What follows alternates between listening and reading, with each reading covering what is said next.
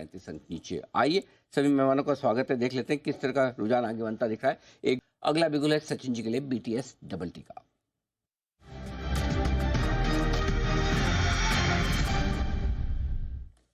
सचिन जी बताएं sir. Good afternoon ji, good afternoon Deepanshu and good afternoon to all the panelist.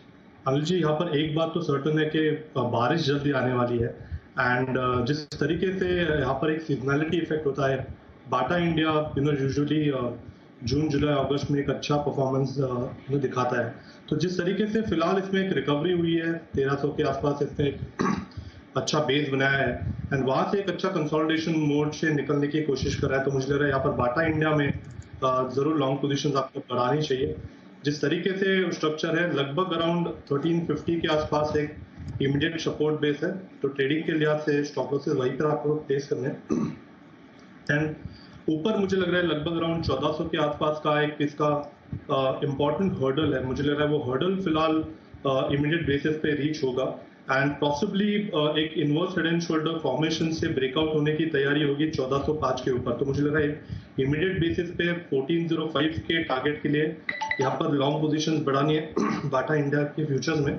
Stop loss आपको 1350 पे लगा है। अगर बाटा इंडिया में करे खरीदारी तो ये इंटरेस्टिंग है। ICICI Pru, HDFC life, SBI life, इन तीनों में आपको गिरावट दिख रही है। ICICI प्रू आज वायदा कारोबार का भी टॉप लूजर बना हुआ है। एक बार जरा सचिन जी से इस चार्ट पर राय ली जाए। सचिन जी जरा देखें, ICICI प्रू कल के मुकाबले आज बड़ा रिवर्सल हो गया, क्या चल रहा है इस चार्ट में सर?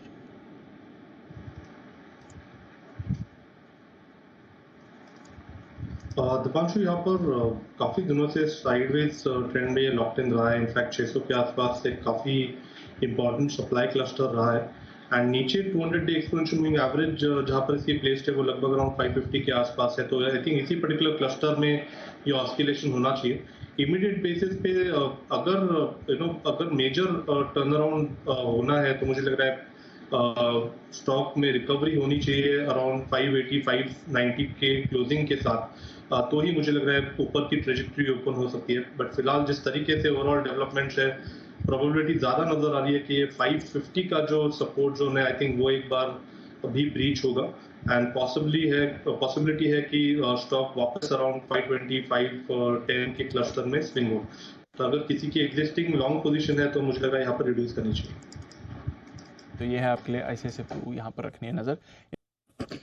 नंबर्स अच्छे रहेंगे, कोई दिक्कत की बात नहीं है। स्टॉक भी अब ठीक ही रहा है, कुछ ज़्यादा खास नहीं, कुछ ज़्यादा खराब भी नहीं है। ये है आपके लिए मुथूट फाइनेंस। एक बार सचिन जी से जरा इसके चार्ट पर राय लेते हैं। सचिन जी जरा देखें, मुथूट फाइनेंस आज वैसे कुछ ज़्यादा करने के मूड में नहीं है, 1740 के आसपास। चार्ट्स क्या कहती हैं सर? दीपांशु, चार्ट्स यहाँ पर काफी पॉजिटिव रहे हैं। इनफैक्ट अपने लाइफ हाइस के आसपास ये ट्रेंड हो रहा है एंड जिस तरीके से 1750 के आसपास का एक क्लस्टर ऑफ रेजिस्टेंस था, वो आई थिंक कहीं जाकर अभी सपोर्ट के नजरिए से देखा जा रहा है। तो मुझे लग रहा है इमीडिएट बेसिस पे अगर रिजल्ट्स की वजह से कुछ अच्छे ट्रिगर्स आते हैं तो आई थिंक ये स्टॉक 1940 के लेवल्स के आसपास भी ट्रेंड कर लेगा। तो आई थिंक यहाँ पर लॉन्ग पोजीशंस मेंटेन करने की सलाह होगी। अगर 1700 के आसपास डिप आते भी है तो आई थिंक वो एक अच्छी अपॉर्चुनिटी होगी स्टॉक को एक्यूमुलेट करने के लिए। स्टॉप लॉस आपको लगभग अराउंड 1685 के आसपास प्लेस करना चाहिए on weekly closing basis and अपने पोर्टफोलियो का पार्ट जरूर रखना चाहिए 1950 के लक्ष्य के। ऑलराइट, तो ये है आपके लिए मुथूट फाइनेंस। पोजिशनली टारगेट रखिए और अच्छे टारगेट रखिए। 1950 तक के लेवल्स यहाँ पर आपको बनते हुए दिख सकते हैं, तो इस पर रहेगा हमारा फोकस। चलिए देखिए, आज ये भी कमजोर होता है और मिड कैप शेयरों में रही कमजोरी 170 अंकों की। तो स्मॉल कैप शेयर पूरे 10 पॉइंट ऊपर बंद हुए हैं।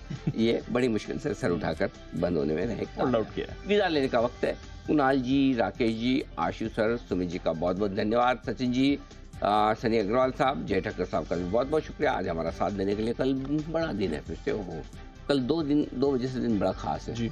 पहला तो निफ्टी की मंथली एक्सपायरी है और दूसरा रिजल्ट सीजन का आखिरी दिन भी। यस बिल्कुल।